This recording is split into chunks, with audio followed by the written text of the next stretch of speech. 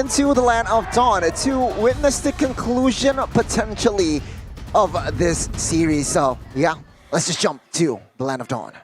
Let's see, ladies and gentlemen, as we are in the Land of Dawn, we're going to take a look at the matchups once again. Beatrix up against the Brody in lane. I mentioned this in game 1, but he wins in the laning phase early on, very early on with the poke. And he's able to put onto the Beatrix with the all-in pressure as well. More kill pressure than the Beatrix, but as the game progresses, it gets very tough for the Brody. Killing sprees in the jungle as well, so they're looking to actually get control in the early game, win by snowballing instead of just going for objectives. That seems to be what they're going for. We'll have to see whether the turtle fights later on will decide who actually gets more tempo in the early game. But one thing to note is that Vin is actually on a Ruby, not nearly as dynamic as an Atlas in that engage potential. And we saw a lot of teams that struggle against strong engages. They have an easier time when Ruby is involved, unless, of course, the flicker is in the conversation. Yeah, we'll have to wait and see here, ladies and gentlemen, to witness the results. But it seems like composition-wise, both teams have this same amount of early game pressure, I can say, with Ling. And from side of BIGETRON with that Matilda, combined with Julian, it can be deadly for the side of RRQ HOSHI if they're not careful. Julian also gets his power spike much earlier than any other mage in the mid lane. Level 3 is all she... Oh, there you go. Down prediction by Axe again. Again, this is based on the drafts, ladies and gentlemen, and for all of us, we are in agreement that RRQ have drafted themselves better this game compared to BTR, just like the first. Indeed, indeed. Still unanimous here, same game 1 as the game 1. What is going to happen here? RRQ HOSHI, they are setting for the turtle here, Rashi.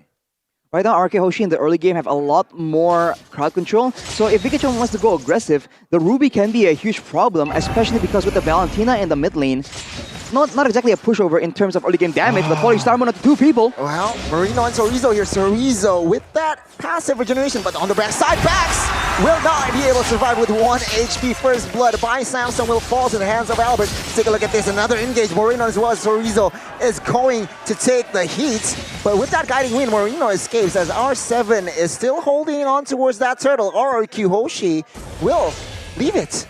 They will opt for a reset here, so RRQ HOSHI not taking chances. Interesting, the fact that they chose to reset here. I do believe they could have taken that turtle, because again, BTR, they just lost their member. Chorizo is lower than R7. They have more control everywhere, but I guess they want to get even more pressure on the board before they actually go for the turtle. BTR doing a good job right now, I guess, to just try to stop the turtle take from happening. Key doing a wonderful job there, just poking the turtle, bringing it back, and resetting it again. But both teams, they are resetting completely. Perhaps the idea for RRQ HOSHI is to delay the taking of the turtle so they can actually force BIGETRON Alpha into more fights. They have seen that they have a lot more burst, a lot more playmaking in the early game, but now with multiple members recalling, BIGETRON Alpha are the ones pressuring this turtle, and they have 4 members here. This might be bad. Might be bad here. R7 and as well as Vin giving information here. Ling is coming as they are looking for the retribution battle. Vin takes taken down, but Tempest of Blade to the backside. The not for damage, but there you go. Max with that clutch retribution takes a life as well as Albert falls and the turtle falls in the hands of BIGETRON Alpha. A strong showing here as Moreno will not be too greedy there. He will back away. Beautiful, beautiful play by BTR there as they are going to look for that bottom side, Gani. Oh, 3v1 here. R7 taking a lot of damage and heat as well here. Oh, R7, he's still very strong there with that sprint as well. And yeah, no one taken down. Again, BTR, the way they execute the game plan is really, really good, right? They are able to mirror the objective takes and they are able to actually secure a slight goal lead, but in the top side, Marquis is already getting pressured by Skylar, who's able to take a whole lot of that turret plating. Wow. This will mean that Skylar should have a bit of a gold lead. Right, since there's so much attention in the bottom side turtle, Skylar actually has an extended laning phase, essentially, where he is left alone 1v1 against Marquis. Is that the idea for RRQ? Only time will tell. Maybe we can hear a bit more during an interview, but for Marky, he has the Have to Seize right now, so a lot of burst potential, and both members from both teams are already hovering around the top side right now, trying to make sure that they have a chance to actually shut down the gold lane. Oh, Vin here in a very awkward position. He gets taken down. Moreno picks up a kill. And it seems like BIGETRON Alpha, they are not going to be greedy this time. Taking one and again managing the waves. For the first 5 minutes, it seems like they haven't done a splendid job. But R7, 1 HP almost there, gets taken down. Now, BIGETRON Alpha resets. Oh, BIGETRON looks for a kill here. Albert and as well as Clay will not commit to it just yet. Good plays by both Max and Chorizo down below. Chorizo with the wave cutting, and obviously Max putting the damage onto R7 to secure the first turret of the game. And it's amazing positioning as well, because they were able to convert on an objective down below to chain it with the turtle that's coming up right now. The expectations have still been better though, so they have the turret advantage, and now they can translate that into a turtle advantage unless RRQ goes for a big fight here. Albert will not contest here. He is at half HP. It seems like he will recall, and BIGETRON needs to step up their gas here perhaps, but they are not sure just yet. So Rizzo comes into zone away, and Max will pick up the second neutral objective. And now RRQ might force a fight here. Falling Stormwind does not connect on towards anyone. Albert is still at half HP, but I'm offended connects onto it. So Rizzo, perhaps the wrong target here. BIGETRON will have the disengage and the trade as well. Good bait again by Chorizo, facilitated by him. He's able to put in some time, distracting Albert down below in the orange buff. And he actually baited the I'm offended and flicker. So that just relieves so much pressure for Marky in the top side, who's going to be able to take another turret down. And BTR, wow, against all odds, again, Key dodging away. Enhanced Chains connects and Circling Eagle as well. R7 pops that sprint away. Will be able to escape, but nothing more here towards side of RRQ. BIGETRON as well trying to find an invade, but Albert on that lane will claim that purple buff again. BIGETRON has a lot of dynamic in these fights due to the fact that the Matilda can facilitate so much more mobility compared to Vin on that Ruby. So I think it comes down to playing around with the control, because when it comes to crowd control, I think both teams are reliant on one big tool. For BIGETRON Alpha, it's the Empowered Chain, and for RRQ HOSHI, it is that I'm offended. Yeah, I'm offended is going to be key for RRQ to really look for these engages, but so far, BTR have been way too clean with the movements. Arashi, take a look at the items though. Marky building the same thing he built in game 1. And looking at Skylar, he is a lot weaker, but a fight breaks out here and they get one. This is a mistake. Tempest Blade pops and Marky is in no man's land. Double kill for Skylar. RRQ HOSHI responding here in minute number 7. Seems like BIGETRON Alpha, who is ahead still, needs to still be careful here in the upcoming minutes. It feels like deja vu. BTR with the control, but again, Marky and Moreno got caught in that bottom side. RRQ able to capitalize every single mistake, and BTR were definitely overextending there in that bottom side. They didn't have pressure anywhere else in the map, not even vision. Chorizo though, doing the same thing. Seems like Chorizo is still strong here on this Uranus, but minute number 8 here. Arashi, what do you think about the situation? Can BIGETRON Alpha translate to more objectives with this gold lead? With the gold lead, if they can get the right targets, that seems to be the name of the game, right? If Skylar gets taken out, RRQ HOSHI, they lose a huge factor in winning the next team fight. But for RRQ, if they can get Max, if they can get Marky, the same can be said about BIGETRON Alpha as well. I'm that has been used now, so BIGETRON Alpha, they have an advantage. We'll see. With the advantage, what can they really do? 1.3 thousand gold, but in terms of the XP, in terms of just the levels in general, yeah, it doesn't feel like they are that ahead. Oh my goodness gracious, that damage. Just as I say it, you can tell that 1,000 gold lead is doing wonders for Max, who probably has the 100 strike and maybe a BOD? No, Melfic Roar, I think. So much damage with the jab. That's the damage that can't be shrugged off by Albert. He is back here with the mobility though. Fights are still brewing around in the mid side, and RRQ, they seem to be looking for an opportunity, but can they find it though? BIGETRON moving around way too clean around the map, not grouping for RRQ to actually take advantage of their engage. It all comes down to Key. If he's able to open up the map or just pop the guiding wind to get someone out of the engage that RRQ are trying to go for, it's going to be GG. BTR, they can burst RRQ down. RRQ can do the same thing, but if they miss those core abilities, mainly Vin on that I'm Offended, it doesn't feel like they have much CC to follow up or to look for any more engages. It seems like RRQ, they are committing to a 4-0-1 rotation with Ling in their composition. It helps, but now BIGETRON, they are kind of lost here in minute number 10. They need to somehow pick up their pace, but take a look at Vin. Taking a lot of damage just by Marky. He has to recall. Perhaps BIGETRON can force a fight here with 5v4 in the mid side. Moreno, though, half HP as well, R7. But it seems like there is going to be a technical pause here in minute number 10. Still 3-2, a very low count game in this game. 3-2. Good play by Marky, though, initially just now. With that play, he's actually able to chunk Finn really low, pressuring the turtle, the Lord take actually, and giving it over to the other members for BTR to start.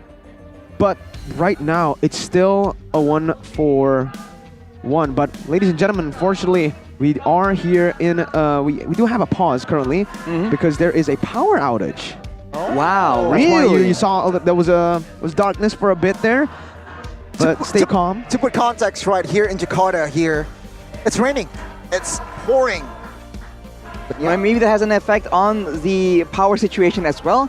Right now, though, Max, if you notice, has a level advantage over Albert. But since Albert is the one moving around and clearing instead of R7, he's actually catching up. He's only about 1 or 2 minions away from catching up to the same level of retribution from Max. So the next fight will be quite exciting to look forward to see who actually gets the retribution victory between these two junglers. I completely agree, right? I mean, rotation-wise, again, Game 2 is similar to Game 1. BIGETRON holding their lead, finding the right rotations, and as well as making the right decisions as well for the first 10 minutes. The question is, can they pull it off? So let's just jump back again to the Land of Dawn here. BIGETRON Alpha still in a very slight gold lead. Yeah, we're back again. Ladies and gentlemen, we have resolved the technical issue. BIGETRON Alpha back at it again, still with the gold lead like Gani mentioned, and also the Lord pressure. They have more control vision-wise and even wave-wise in the bottom side. RRQ needs to be careful as to how they open up this side of the map because Clay is very squishy. If he makes one bad move, he can be picked up. I'm offended though. Key, forced to use the flicker here. A very clutch resource there. Burnt away. RRQ Hoshi as well. Burned that I'm offended. And now it seems like RRQ, they are quite confident to somehow start this Lord. Can they commit to this? Seems like Moreno and as well as Max already in position here. Vin trying to open up the map, trying to find the right position as well. Oh my god, the Lord is quite low. Max comes in and the retribution does not matter as Kabuki. Not Kabuki. Skylar will claim that Lord, but now on the backside, Moreno is very low. He gets taken down. Double kill for Skylar. And it's now 5 versus 3. Can they force this one? BIGETRON Alpha, what happened? Oh man, they lost control. RRQ took it back instantaneously. They burst it down knowing that they have a Beatrix. This is the power of Beatrix. Taking turrets, neutral objectives, team fights, clearing waves. What can't it do? It bursted it down better than a retribution, Arashi. It's insane. It's almost like a secondary retribution that your team can count on. We thought that it was going to be coming down to the jungles, but nah, Skylar takes up the Lord, and now RRQ Hoshi, they are using the pressure completely. They take in, so far like 2 turrets, and they are not done quite yet. R7 is still with the Lord, everyone else pushing on the other side of the map.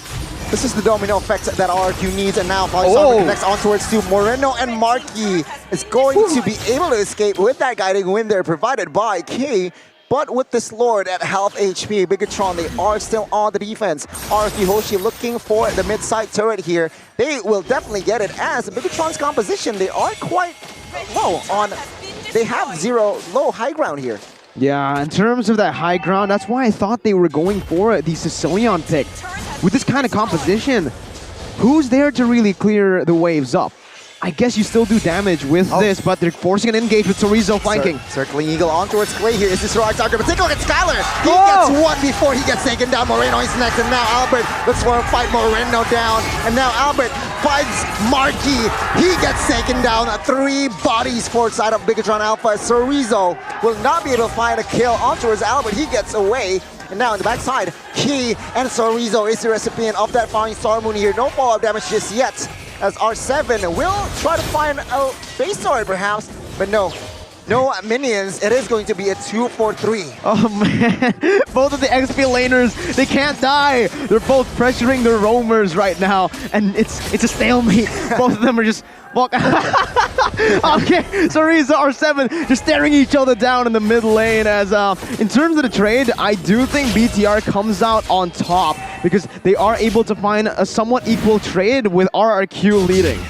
Oh, instant replay by the Samsung Galaxy A series. Look at that. Initially, the play is executed on towards Skylar, but he's able to output his damage before he gets taken out. And afterwards, Albert is able to secure Marky, and afterwards, it's just R7 being unkillable. Of course, the same can be said about Sorizo. Unstoppable force meets a movable object, man. They just keep colliding and nothing happens. Yeah, now Purple Buff Invade Key taking a lot of damage here as Sorizo trying to provide cover as well. BIGETRON will not look for a fight just yet as Albert will claim that Purple Buff. Max will not use that retribution just yet. With that information, perhaps, BIGETRON might pressure here in the Lord area. Lord is up now, ladies and gentlemen. It is now enhanced, but we'll see Skylar pressuring Keith, using that flicker for defense. BIGETRON Alpha does not want business just yet. Ooh, I think Skylar might have costed the Lord take there with him having to flicker out RRQ instantly disengage, and the control now is on the hands of BTR. They need to burst this down while Albert's Retri is on cooldown, but they dump on Sorizo. Sorizo, with that guiding wind, will be able to regenerate HP, but now until R7, he wants to play here. BIGETRON Alpha, they are resetting the Lord now. RRQ, they are looking for the right opening. Doesn't really find it just yet, as they are going all in on towards Sorizo here. Sorizo is practically fine. He's a Uranus. He's a Uranus. He does have the consecration, so he can just pop that up. Again, both teams though, I like where this is going. They are not getting, they're not overcommitting into any of the objective takes, overcommitting into any of the fights. They're playing it with the pressure in the mid and the bottom side. But BIGETRON will be able to actually clear out the waves a little bit faster. Remember, they have a Paquito, they have a Uranus as well that has this pressure when it comes down to the mid lane, the bottom side, and the top side. BTR will have most of the pressure. So, let's see. RRQ, can they actually open this up a little bit more? I'm offended. And he will not be able to survive this time. No flicker in hand costs his life. RRQ 5v4 now. Can they exploit this man advantage? It seems like they are taking their time here as Albert is quite low. He needs to recall as well. And yeah, BIGETRON Alpha can somehow withstand 15 more seconds here perhaps without Key. But no, RRQ Hoshi, they are now stepping on towards the Lord. And it's a danger zone right now. Key as a roamer in the late game. As a Matilda, you're not that tanky. You cannot take the damage from Skylar. Even the Lord can't take the damage. Oh, Sorizo gets time defended and takes time. He is now taken down. And now look at the backside. Flying Storm Rune connects on towards Max, and as well as Marky Moreno here might be caught Sandwich. if he is extended. He is now in a very, very bad position. He gets taken down as well as RRQ steps up the game. And now this is now the Lord. Perhaps secured, guaranteed to the side of RRQ Hoshi as they established almost a 5,000 gold lead. In the 16th minute of the game, RRQ securing an enhanced Lord, 6,000 gold lead, and I don't know, it feels like in the early moments of the game, it felt like BTR were able to equalize, even taking a little bit of a lead. But like I said, that's the draft. That's why I think all 6 casters on the desk have opted to go for RRQ in their talent prediction this game. Because in terms of the draft, RRQ, all they need to do is stall the game up until Beatrix and Esmeralda get their power spikes. And now you can see, one's unkillable and one can burst down a Uranus. Oof. I mean, the play made by Vin as well. He is the one who initiated with the flicker, I'm offended. And this is why he knows exactly when they can even have the liberty of going for the tank instead of the squishier members. And RRQ used it to full effect in that previous fight. Now with the Lord coming in, they will try and look for an end possibly. Base turret number 1 falls. Base turret number 2 falls as well. Skylar will be the executor here. One structure left, top side. BIGETRON Alpha now defending the Lord. RRQ, they are not looking for a fight just yet. It seems like they are going to play the discipline game. They are going for the long game. They have realized they have established a very healthy amount of gold. He might be caught here with that Immortal, still escapes. R7 again being a nuisance, but top side. Moreno needs to be careful here. Oh, Moreno might be caught here. Oh, Moreno, no. 5v1 now. Very awkward positioning here. Is Julian. Baltas great. He will not survive for long. Albert will pick up the kill, and top side might collapse here. BIGETRON Alpha needs to clear, and this might be it. RRQ, they are trying to give out damage. Sorizo with that consecration, still surviving, but it's still a 1-0. Oh, this is going to be very tough again. If BTR, they've lost 2 base turrets, now 3. It's going to get harder and harder as the game progresses. Beatrix scales like a madman. Meanwhile, Brody in the late game with these items as well here. Heptases, Melphic Roar, DHS. I do like the DHS buy here for the Brody, but I don't think we can really compare the damage from the Brody and the Beatrix in the late game.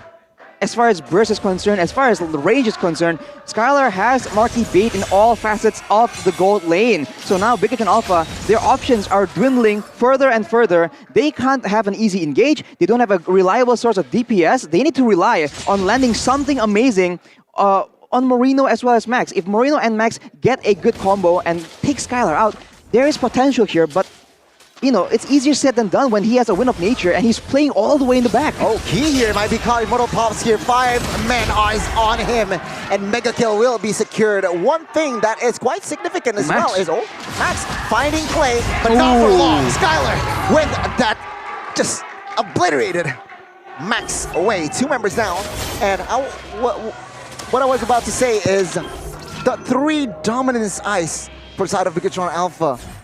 Even Max built dominance ice now. Conceal play on towards Sorizo here. Whoa. RRQ HOSHI, they might look for the end. Enhanced change getting on towards 2, but no fall damage. Moreno gets taken down. Marky as well. As 1 by 1, BIGETRON Alpha falls. RRQ HOSHI breaks the loss streak. 2-0 as well. Dominant game in game number 2 here. They're able to withstand the storm, and they prolonged the game, waiting for those power spikes to hit. When it did, they were not gun shy at all. Even in the end, after getting the 2 picks onto Max, onto Key, they went straight for the base. They know exactly how to end their games, and now RRQ are back in form.